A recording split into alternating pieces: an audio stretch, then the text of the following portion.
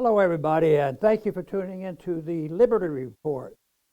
With us today is Chris Rosina, our co-host. Chris, welcome to the program.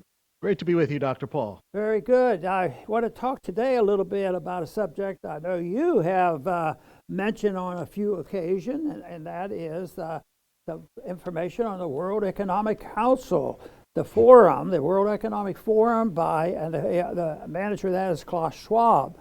And he's getting in the news now, even though he's been around and he's had this council for a long time, all the way back into the 70s. But he's getting a lot more attention now because he's getting a lot more radical. And he's an individual that has major meetings on an annual basis, and he is able to get a lot of rich people out there, wealthy people who have a design on remaking the world. He said that he has indicated that COVID was a tremendous opportunity for them, and that means that people will respond to remaking the world, the reset, the major reset. And technology participates in that too. He says new things are changing, and therefore you need guidance, and he wants to be the guider. And we've looked into this a little bit, Chris, and I find out that he's not offering libertarianism. He's offering a world government. But I have to give him credit. He's pretty honest, pretty blunt on what he wants to do. So that to me is very dangerous because he's credible with a lot of people, and they have a lot of money. And the system that we have today, which is not libertarianism, but interventionism and corporatism, and it is a mess. So there's an opening there. So all they have to do is modify, the radical alternatives, like, is it going to be Marxism and communism and Hitlerism and all these things? No, this will be a lot nicer than that. But we have to offer a program where we can go through this transition. And he and others call it the Great Reset, because the world is never static. No matter what the conditions are, the world sometimes is deteriorating and falling apart, and we're doing a bit of that right now. And other times it is growing and adapting to tremendous technology. But Schwab is convinced that the world needs him and his organization to make sure this transition, the big reset, is smooth and operative and help the people. It's always designed to help the people. And after looking a little bit more into this, Chris, I have a suspicion that he's a long way off from libertarianism. That's right, Dr. Paul. And it's always a huge blunder when you look back through history at all the big disasters. There's always people that are, that get too full of themselves and go beyond what they really are. And, it's planning the world is a big mistake. It cannot be done. I just think of my own simple life here. I have plans each day when I get up, but there are constant incoming distractions, kind of like meteors hitting you all day long. There's phone calls, there's something breaks, someone is sick. Life is very dynamic, very spontaneous. So you deal with it, and then you get back to, your plan. But I never truly plan my day because that's impossible, and I'm just one person. They're talking about the entire world with 8 billion people. It's ridiculous that we're even talking about this. But because you can't anticipate everything. It's impossible to know everything. And they think that just because they have technology and data and cameras and microphones, no matter how much data they have, there will always be more data that they don't have. And data is just looking at the past. It's like a chronicle of the history, which is open to interpretation. One person could look at the data and says, well, it means this. And another says, no, the data means this. So life is not the past. Life is always moving forward, and it's always choices in the moment. The people that are on Rumble, they see our video and they see what it's about. They make a choice in that moment, yes or no. Do I click on this or not? That cannot be anticipated by AI, by people, by governments, nobody. And that's why central planning always fails, but it creates a lot of disaster in the process of failing. You put it so well, but you'd think that there would be a bit of learning from the people we've tried that before. 1,000 years ago, 500 years ago, 100 years ago, last month, and we keep trying to, but they never stop because I think they're driven by the free lunch proposal that we need the government to take care of us. And the one thing that the forum did, the World Economic Forum and Schwab did in this meeting this past year, was they have brought up the subject again that's been around for the last several years. I thought we were doing pretty good job on just refuting that, and that is the vaccine passports. And they are just talking about that again like it's a new sensational idea. And it's for, here's a headline under a hedge. It says, G20 pushes vaccine passports for all future international travel. You just described why planning doesn't work very well. Can you imagine that? That is impossible. But I think the things that they want is possible because the more you look into what this World Economic Forum really wants, they want control. It reminds me of the system that we have now. I've sort of attached some of my thinking to the system called corporatism. It's not fascism, quite like fascism is recognized. We do call it Marxism, but we attach to it now cultural Marxism, and that's just running your social lives and a lot of other things.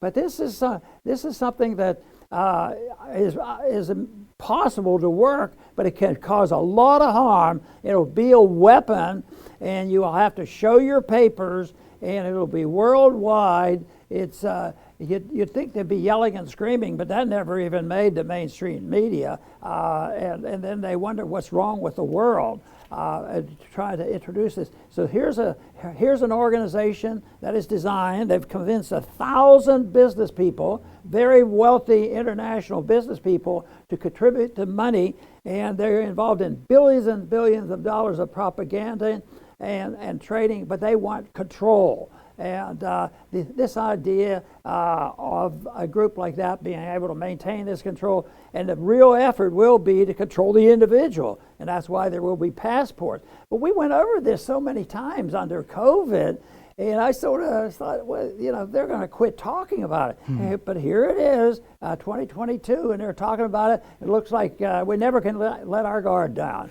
Chris? Right, Dr. Paul. It's, astonishing but not surprising that they're still talking about vaccine passports. And it is typical for authoritarians. They always tell you what they want. They frame it in this is how it's going to be.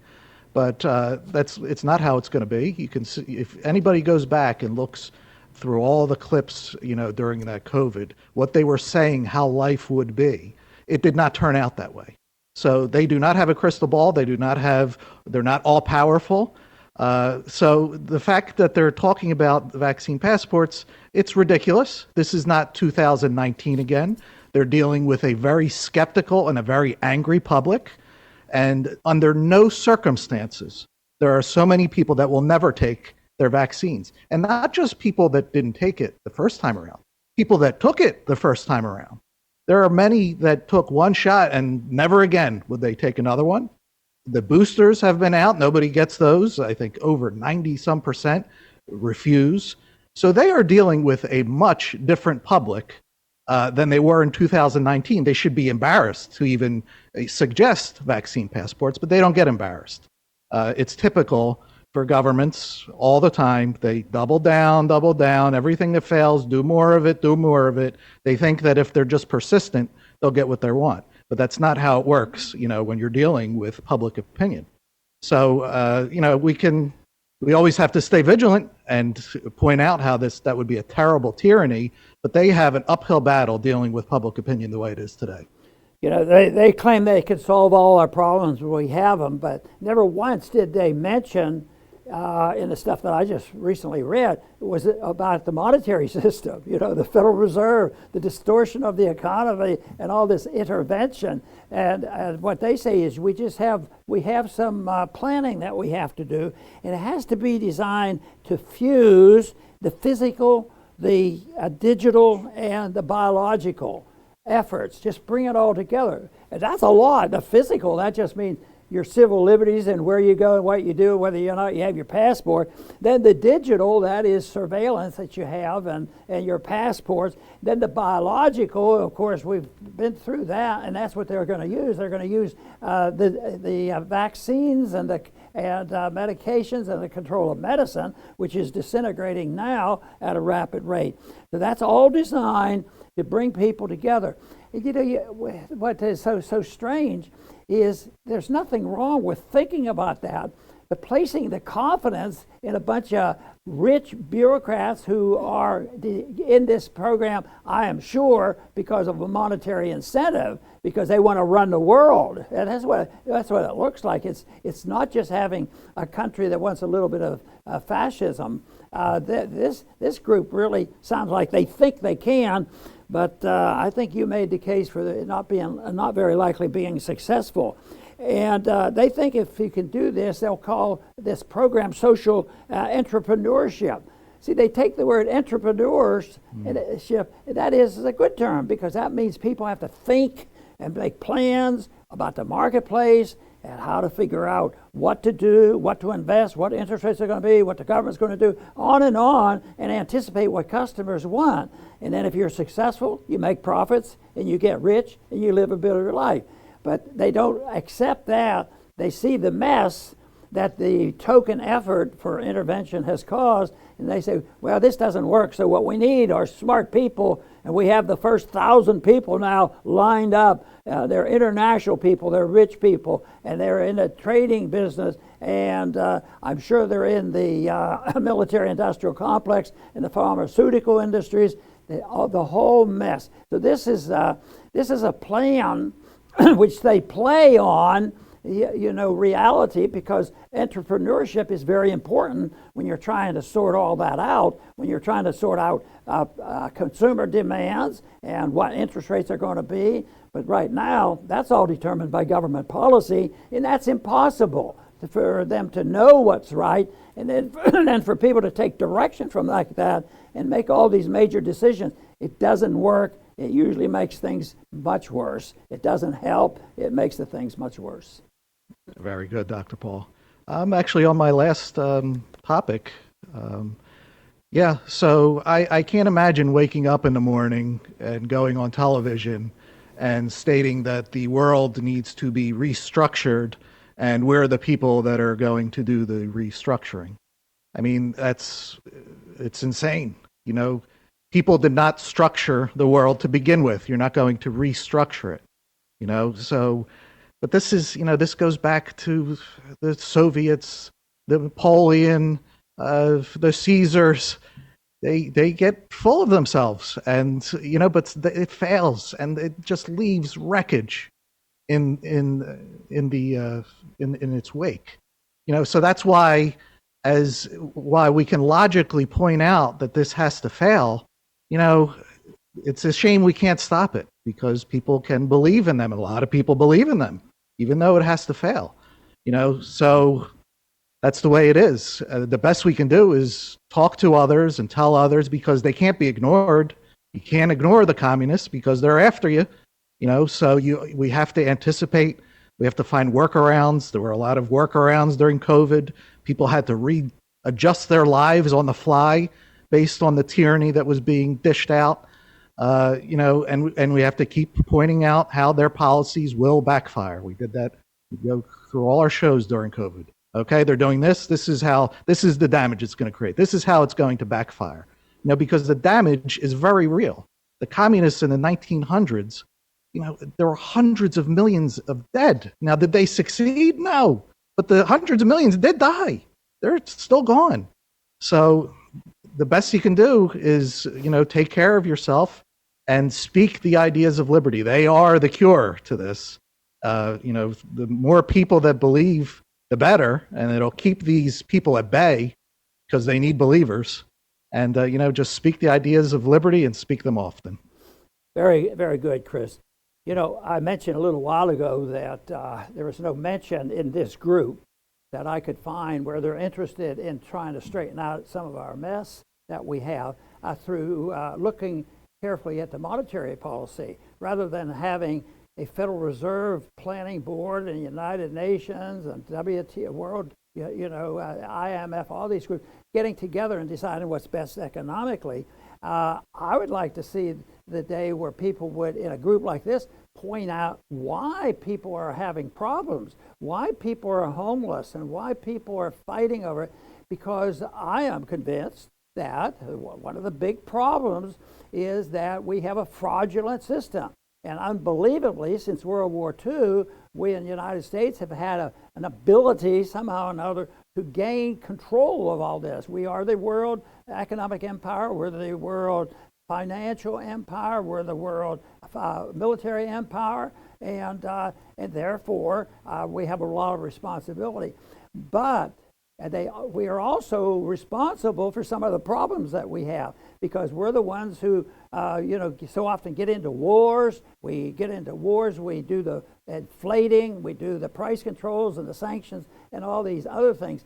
So I would like to see the day that there's more emphasis on this. And one thing that we have done here on this program is recommend a group, and that's the Birch Group, that if you contact them and ask them a little bit about if you text this number 989898, they will send you some material and to bring up this subject, because all this nonsense of what the World Economic Forum is doing is not going to work. It's going to get much worse. We have to move in the direction of looking for a sound currency. And this is the reason why, that is one of the reasons why you should text that number, 989898, and get some more information on moving in that direction.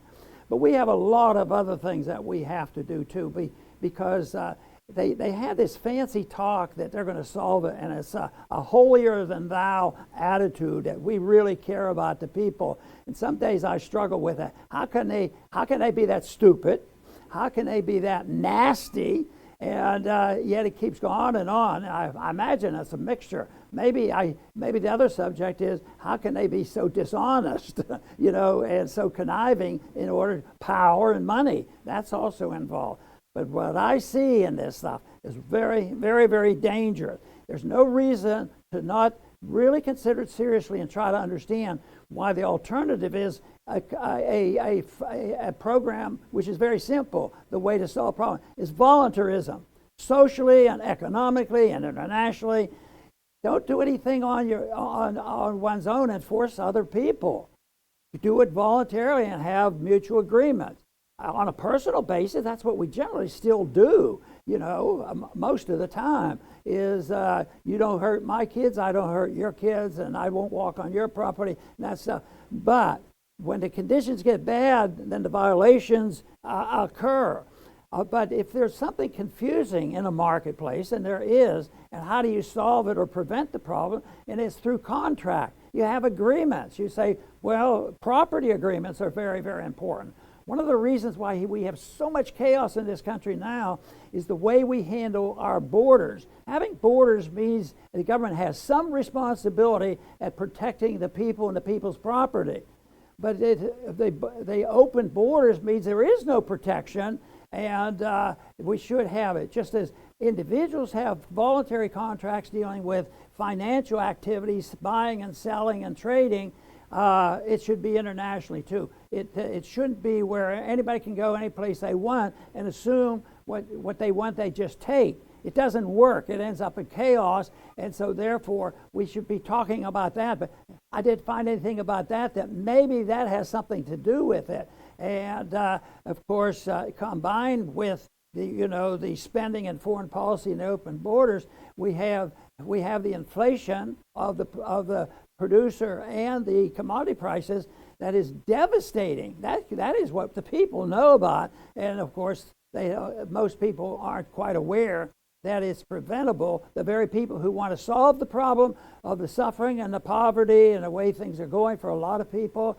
is to just give them more money, instead of saying what you need to know is to understand what this is. And the government can't just print a lot of money and say, oh, here it is. They take it, they spend it, they have more paper money than products. The prices go up. So the price is going up is nothing more than a tax.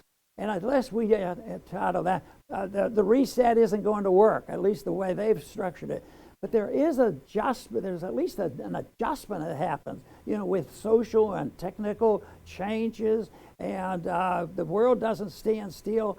But if you don't have some basic rules, one rule that would be pretty neat, I think, would be that we have more people who find it to be respectful by not lying to each other. And just think of the lying that goes on in our governments. Just think of the lying that goes on in some of our institutions here in this country. And that is, I think, a real problem we have. Not many people want to mention either that what we have adapted to in the last 100 years especially is a problem that's been around for a long time ago, and that's nihilism. Well, we don't have a higher law that says there's somebody and somewhere, and there's a force that's telling us there is good and evil in the world, and there's a better world for us all if we follow this higher law. No, we have people now that say, "Oh, you guys are nuts. You have no concept.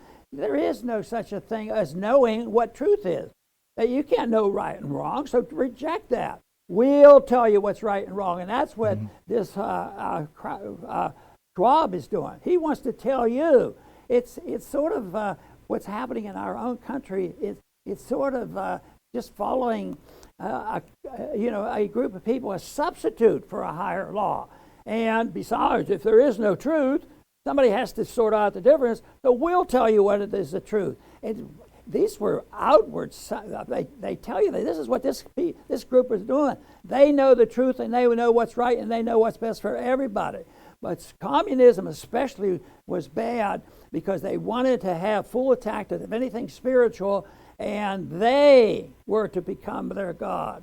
And I think that's what's happening now. This wokeism stuff becomes a cult. And it is a substitute for the nihilism that we have. The vacuum is there, so there's still a lot of that. And these people want to institutionalize it, paint it up a little bit, make it say like we want to help the people and take care of the people. Well, my advice would be very careful, because there's still a lot of people and a lot of energy out there that people know the difference and want to correct it. They were hoping for more changes in a very voluntary way, but I tell you what, too often conditions get like that and ends up in violence, because there's the destruction of property and the destruction of the marketplace. And that's what we have to work to avoid. We have to be willing to work with people, and this can be worked out. But I tell you what, it's a tough job. But I'll tell you, I do know for a fact that there's still a lot of good people. You even find a couple now and then in Washington that want to do the right thing. I hope there's a few extras after the election. But that's what is necessary. But the government we have, the complaints that we have, it's usually a result of what the people accept.